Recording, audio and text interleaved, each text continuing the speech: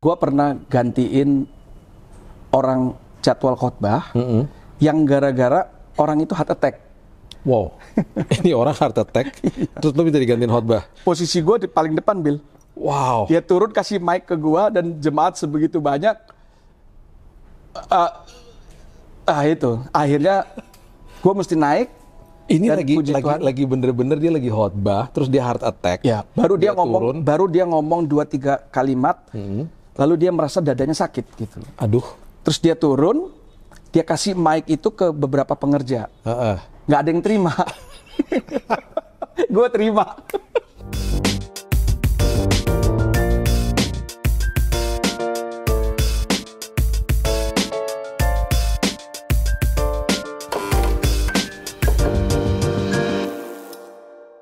Sahabat Kopi, kembali dengan saya Billy Lantang di Billy's Coffee Table. Pada hari ini kita kedatangan tamu yang sangat istimewa, my good friend. Dan kita ini kalau ngobrol ngomongin musik rock, ngomongin firman Tuhan, pokoknya banyak kesamaan deh. Bisa bahkan movies, film-film gitu. Wah, kita kalau ngomong dalam dan suka panjang kalau ngobrol. Teman gue ini namanya Steven Mahendra. Yes. Hai, Bill. Thank you for coming. Sama-sama. Dan sebelum kita ngobrol-ngobrol, kita ngopi dulu. Dan karena kita lagi ada di toko buku Immanuel yang ada kafenya di Jalan Proklamasi nomor 76 Menteng, ini dia punya house blend enak banget. Mantap. Nah, lu kan juga suka kopi kan? Oh, sangat. Jadi kita ngopi dulu. Jangan lupa, in everything give thanks. Ini keren banget nih. Amin. Dia punya cangkirnya keren banget. Terus sambil ngobrol gue minum nggak apa-apa ya? Boleh. Nah, Mantap. Steven. Ini Steven nih pendeta, guys. Dia pendeta dari GBI Sawangan, ya. Dan selain sebagai pendeta juga, dia nih punya usaha yang sangat unik. Dan coba lu ceritain nih, lu ngapain sehari-hari? Ya, oleh anugerah Tuhan, saat ini gua sama teman-teman ngerawat gedung. Ngerawat gedung? Ya, ini usaha lu nih ya? Ya. Ngerawat gedung? Jadi, setiap gedung yang ada itu, mereka punya maintenance. Oke. Dan maintenance itu karena itu sifatnya berkala, banyak gedung mempercayakan kepada pihak ketiga. Karena apa nih? Gedungnya itu ketinggian misalnya, terus ruangannya terlalu banyak gitu. Biasanya karena masalah cost. Biasa gitu. Dan lebih efisien ketika mereka melibatkan pihak ketiga. Pihak ketiga, dia outsource gitu ya? Outsource. Dan anugerah Tuhan, gua sama teman-teman boleh dapat beberapa kontrak sehingga kita boleh menjadi building management. Building maintenance.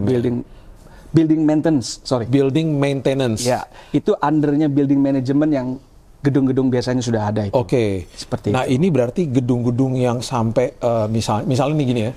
Gue punya gedung 40 tingkat. Gue datang ke lo boleh dong? Ya, tergantung lingkup kontraknya, tergantung kerusakannya, tergantung mereka mau mempertahankan maintenance-nya mereka. Di dalam maintenance building itu ngapain aja? Lu ngapain aja kerjaannya? Sebenarnya pekerjaan itu pekerjaan sederhana, pekerjaan sehari-hari. Ganti lampu. Oh iya, ganti lampu. Ada yang bocor, gitu. Tetapi karena itu satu gedung, maka jadi complicated. Iya. Ditambah setiap gedung punya regulasi tersendiri. Yang utamanya adalah kita tidak boleh bekerja pada siang hari karena itu office hour. Gitu. Jadi orang-orang lu tuh harus masuk ke dalam, nanti kalau misalnya ada bocor betulinnya malam hari. Lampu-lampu yang rusak atau yang perlu pergantian tuh malam hari. Sampai kepada apa nih, toilet rusak juga. AC, piping, mechanical, the whole thing nih semuanya. Ya, the whole thing. Jadi berarti orang yang kerja sama lu ini bener-bener punya keahlian masing-masing. Ada yang plumbing, plumber, ada yang electrician. Yes. Ya kan? Betul. Ada yang bisa struktur bangunan. Sampai ke, mohon maaf pakai bahasa agak sedikit itu, sampai ke yang harian, upah harian begitu. Karena kita melibatkan manpower yang sangat sederhana sampai ke yang sangat rumit juga. Seperti itu. Jadi kalau kita melibatkan manpower yang tidak ada skillnya, selama dia bisa kita pakai untuk angkat sesuatu, gotong sesuatu, itu pun terpakai. Gitu. Oke. Jadi melibatkan cukup banyak orang. Iya. Yang sekarang ini yang paling challenging gedung apa sih? Gedung-gedung seperti apa yang bagi lo tuh menantang banget? Jadi banyak gedung ketika COVID itu mereka vakum.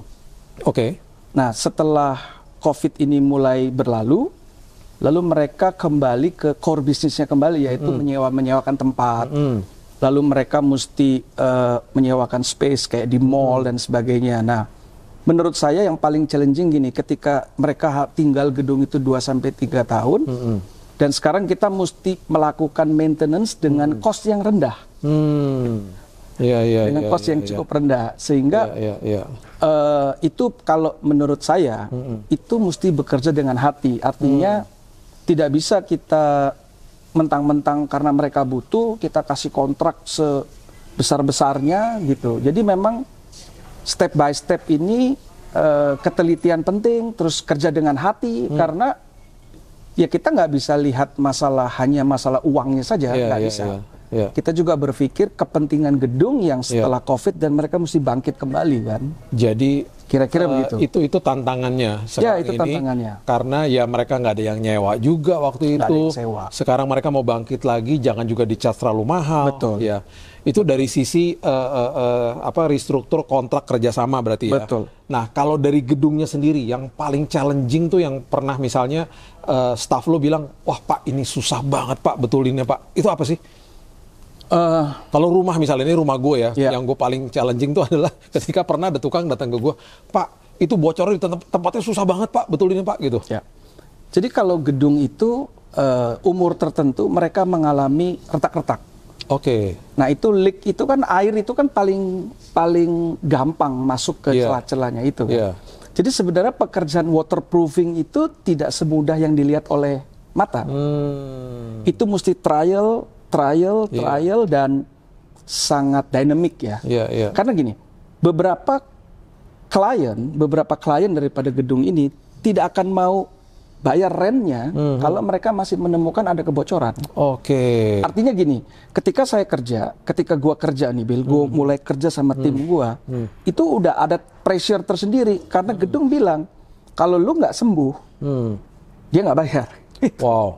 Iya. Kita kerja ini betul-betul dengan hati, pelan-pelan, sampai terdapat solusi sehingga mereka dapat pembayaran juga. Iya. Mereka dapat pembayaran, otomatis kita juga dapat pembayaran. Iya. Berimbasnya ke lu soalnya ya. Iya. Tapi challenging-nya di situ. Artinya gini, karena ketika orang membetulin bocoran itu, kalau menurut pengalaman kita, itu 50-50 loh tingkat keberhasilannya. Kalau kita tidak teliti ya. Iya. Jadi kita walaupun kita sudah mengerjakan sesuai prosedurnya, kita tidak bisa menebak itu leak-nya di mana dan sebagainya. Jadi benar-benar step by step, pelan-pelan, dan terutama saya selalu bilang sama tim kita tuh kita kerja dengan hati, karena orang-orang ini sudah mempercayakan sesuatu kepada kita. Iya. Sehingga waktu kita kerja itu jangan sampai ada part yang kita lewatkan sehingga hasilnya nggak ada. Iya. Jadi berarti ini gedung-gedung seperti apa nih? Kebanyakan pasti gedung kantor, perkantoran, mall, hotel juga, apartemen. Ya, otomatis apartemen. Kemudian rumah sakit. Rumah sakit beberapa, tapi mostly yang kita pegang adalah gedung perkantoran dan hotel. Oke. Gitu. Soalnya kalau rumah sakit kan mau pagi malam ya tetap aja ada pasien. Pagi malam tetap ada pasien. Itu challenge sendiri lagi tuh. Challenge tersendiri. Terus terang kalau rumah sakit kita tidak banyak.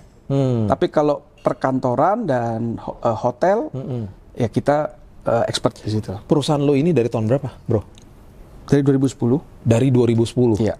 Dan apakah perusahaan seperti ini banyak di Jakarta? Banyak. Jadi saingan lu cukup padat, cukup sengit nih ya saingannya. Cukup banyak. Iya. Dengan juga pastinya kebutuhan juga karena memang gedung di Jakarta ini ribuan. Ada tahu nggak datanya gedung di sini? Karena salah satu saya nggak punya datanya. Pencakar langit yang katanya hebat-hebat di atas berapa tuh? 100 meter 100 meter ya atau 200 meter tuh salah satu terbanyak tuh Jakarta katanya. Betul. Benar. Jadi gini, walaupun kita bekerja di gedung yang tingkatnya lebih dari 30 atau berapapun itu, metode kerja yang dipakai sama dengan gedung yang 6-8 lantai. Oke. Safety-nya sama, treatment-nya sama, terus karakteristiknya juga sama. Jadi walaupun kita cuma bekerja di basement, kita kerja di basement pun kita ada namanya induction, yaitu perkenalan supaya jangan sampai ada kecelakaan kerja. Nah itu kan sesuatu yang tidak bisa dilewatin itu.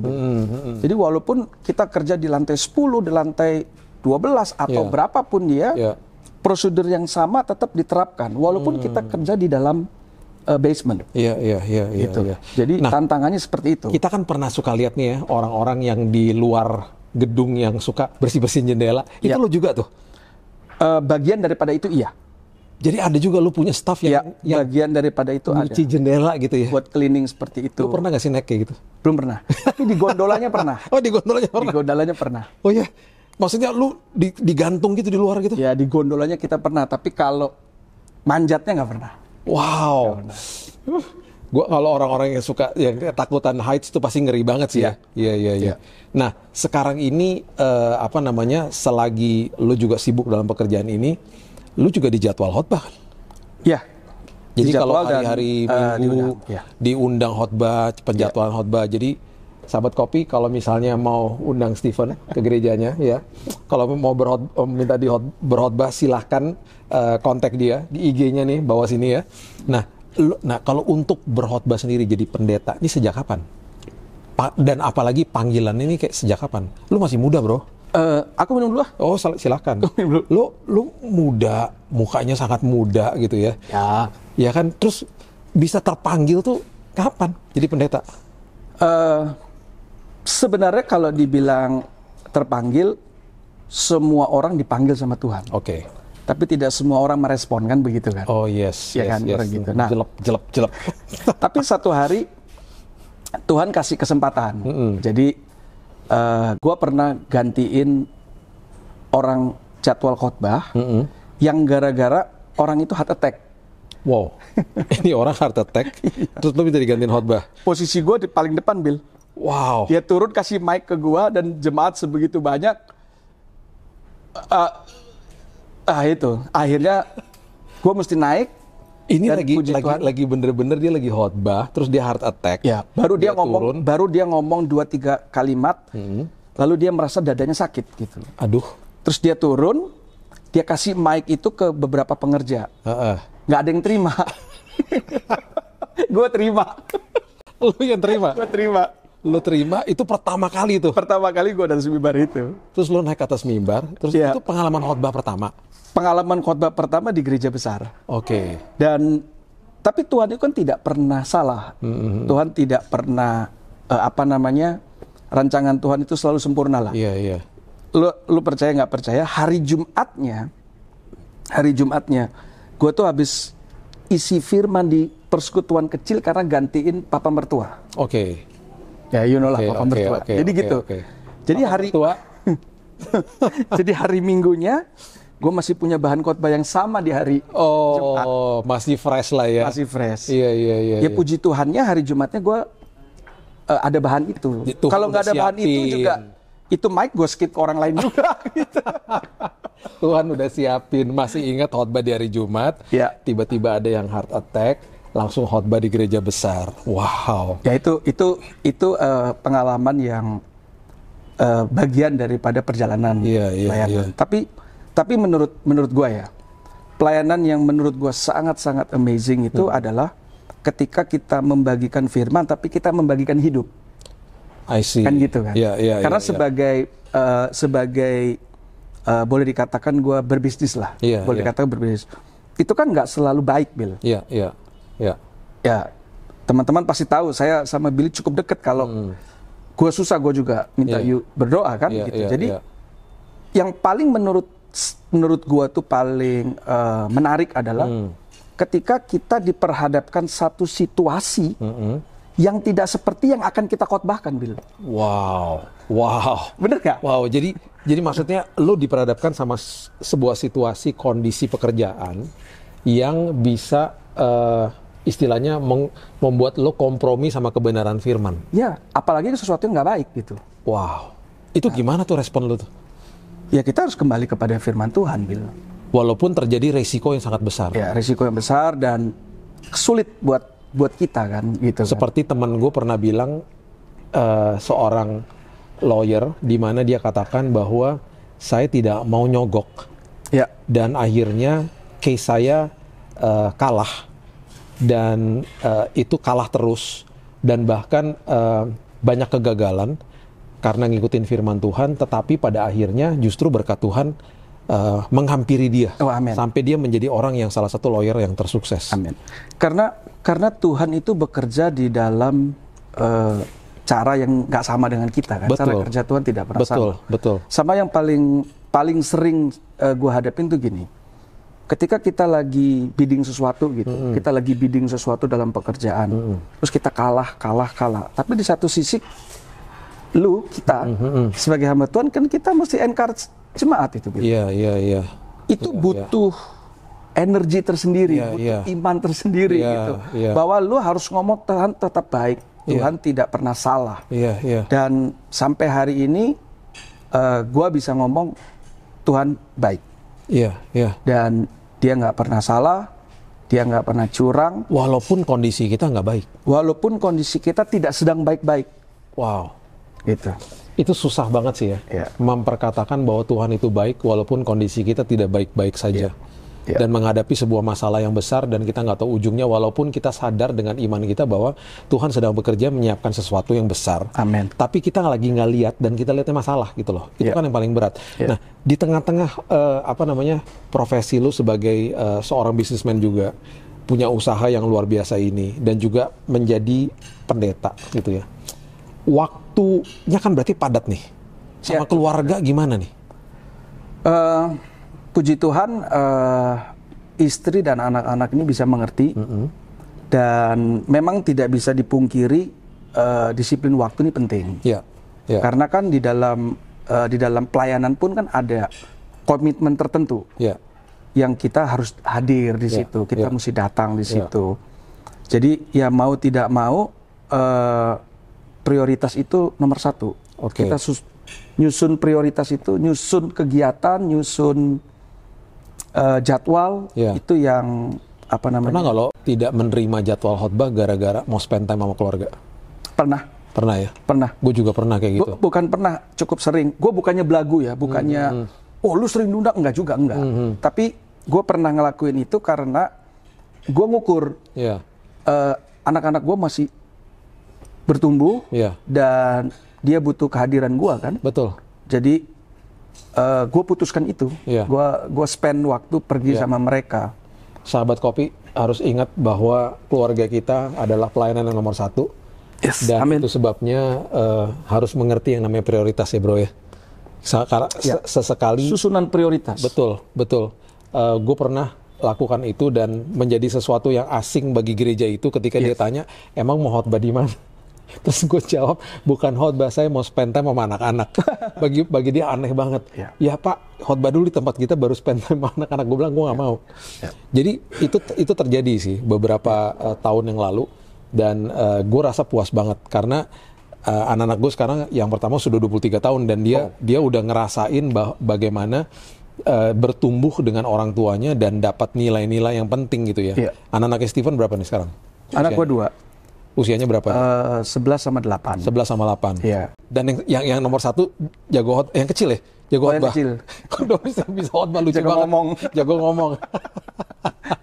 Iya, lucu tuh. Tapi gue pernah juga terhentak juga, Bill.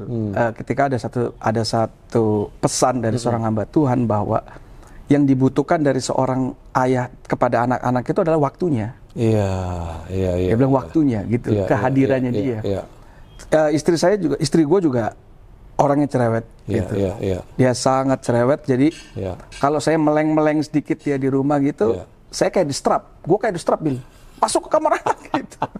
Tapi gue tak maksudnya baik. Dan lama-lama gue mulai menikmati gitu. Ya, walaupun ngomong ngobrol, kita main mobil-mobilan sama anak-anak itu, main Lego, terus yang nomor 1 udah mulai drakor nih kan. Wah, apa aja dia tahu.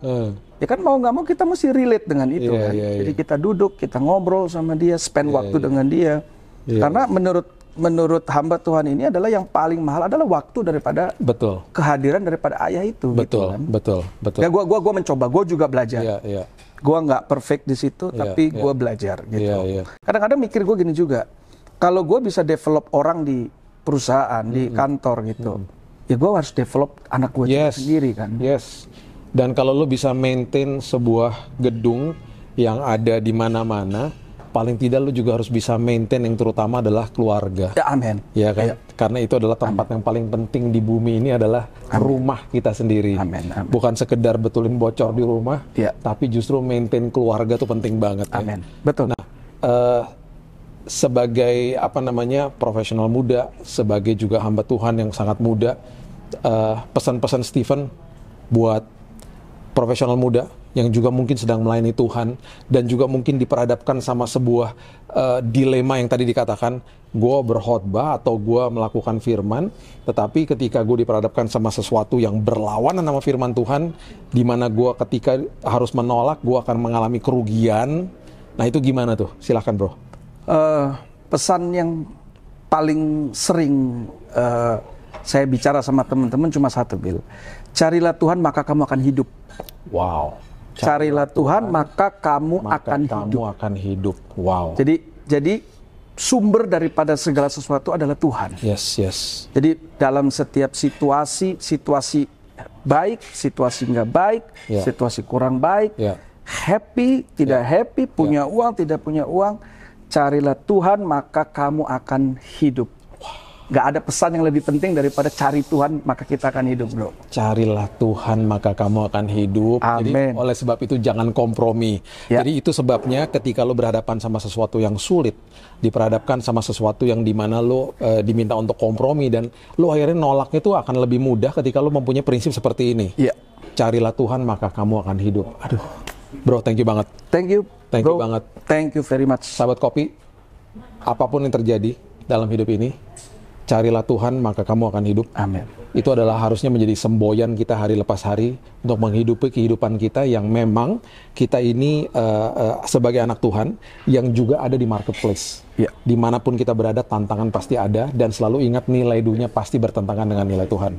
Tetapi ketika kita menjunjung tinggi sebagai anak ahli waris dan orang-orang yang punya hak penuh atas semua janji Tuhan, kita justru akan dimerdekakan dan bahkan semua kebutuhan kita sudah dipenuhi sama Tuhan. Amin. Dia sudah ada di hari depan kita. Amin. Itu sebabnya jangan pernah kompromi. Amin. Sahabat Kopi, jangan lupa subscribe, like, share, dan follow Billy's Coffee Table di IG, TikTok, dan juga YouTube. Sampai episode yang selanjutnya, selalu hidup dekat Tuhan dan jangan kompromi. God bless you. Thank you, bro. Thank you. Thank you.